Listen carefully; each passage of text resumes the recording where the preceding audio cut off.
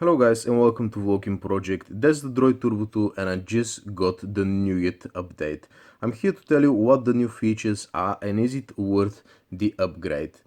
So let's start by showing you that it is indeed Nougat. So as you can see, Android 7.0. I just updated it last night and I'm not even living in the US, so you shouldn't have problems with receiving the update anytime soon. There are a couple of different changes. Now the first thing you're gonna notice are the notifications. When I pull the tab here, you can see I've got three different notifications. The thing is that they kind of blend in together, so they're not as distinguishable as they were on the previous version. I'm really not sure how do I feel about this. And you've got these small options here where you can expand some of the notifications or expand your Gmail. I'm not really sure if that's very useful because it's quicker just to tap on it and go to the application. But anyway, that's one of the new things. The other things is that, as you can see, the quick shortcuts here, the quick toggles, you can expand them. The animation is very fancy, by the way, as you can see over here. And we got a button to edit them as well, which is handy. Now when we go to settings, I'm gonna show you what the other changes are. Over here on top you've got a new tab called suggestions. The phone is suggesting you to do certain actions like protect your device, screen lock, add another email account, pretty much use the stuff that you already know about. What else has changed? In the display category, now the new thing is display size. Basically you can change the DPI of your screen. As you can see, I'm going to minimize it a little bit. You see the text and everything becomes a little bit smaller. That's a very good thing to have it, as well as your buttons over here at the bottom as well. That's a very good thing to have it, you know, naturally by default rather than having to root your phone and this and that, because as we already know, there is no root for this phone. The thing that I don't like is that you can't change the layout of these buttons over here. They are as they are and you can't do absolutely nothing about it. Now you have a separate notification menu over here. When you press it, you've got notification settings for each of the application alone. Block all, show, silent, this and that.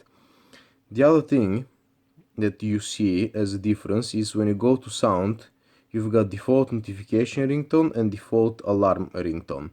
Not a big deal again. When you go a little bit down the road, you can see the system updates is taken at the top now. And on accessibility, when you go to accessibility, you've got separate menus for Moto Actions accessibility and Moto Voice. They were in one before that. And again, you've got font size and display size. I have no idea why they've put the same menus in two places. But anyway, the other thing which is new is when you tap the recent button, you go to the previous used application automatically, which is kind of handy. It depends if you're willing to use that feature. And the other thing that has changed is probably the most important and the most significant one. You finally have the split screen view of your applications. Most of the applications are supported, but the problem with that is that you can't really minimize the windows too much. It kind of stays in the middle, as you can see here, and you can't really expand it or minimize it too much, because if you want to play a YouTube video on top and browse, let's say Chrome, check this out, the application closes. So let me see, let me show you how it is on other phones. That's the Honor Note 8, by the way. And check this out. Oh, I'm gonna have to switch to to two hands. So basically, when you open up YouTube here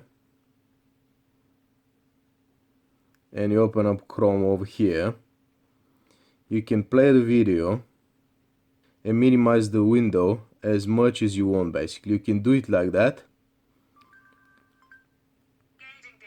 Listen to your video and browsing the web over here. And the thing is that this phone is not even running Nougat so far, it's on Marshmallow. So basically it depends on the companies how they're going to improve this feature, but at least it's good that we have it naturally out of the box now. So yeah, the other difference that I've noticed is in the gaming performance. The gaming itself is as good it's always been, but the thing is that I guess they tweaked something about the throttling and the phone doesn't get as hot as before. Still it gets hot, but not as hot as before. The other thing that I've noticed that has changed, I'm not really a fan of the benchmarks, but sometimes I do just to get an idea. On Epic Citadel I was getting 56.8 FPS on average, and now after the update I'm having 57.6, which means that the gaming performance is improved just a little bit. When I go to Basemark OS, I can show you the results. These are the new results, 26th of February. As you can see, you've got these scores here. You can pause the video to check them out. And over here, these are from 9th of January, the previous version. The scores are pretty much similar. They're a little bit higher with the new update, but you're not going to see a major improvement. Probably the only thing that has improved a little bit is the multitasking feels a little bit more smoother now, as well as when you load up Google Plus or something like that. I mean, as you can see how fast it is and how smooth, I would say that you've got something like, let's say, 10% improvement over the performance. So basically, should you update to Nougat? Of course you should. It's free, it's easy, the update is just under 1 gig and it downloads pretty quickly. So basically the new notifications, that's the main thing. Coming back to your previous application and the split screen options. That's about it, guys.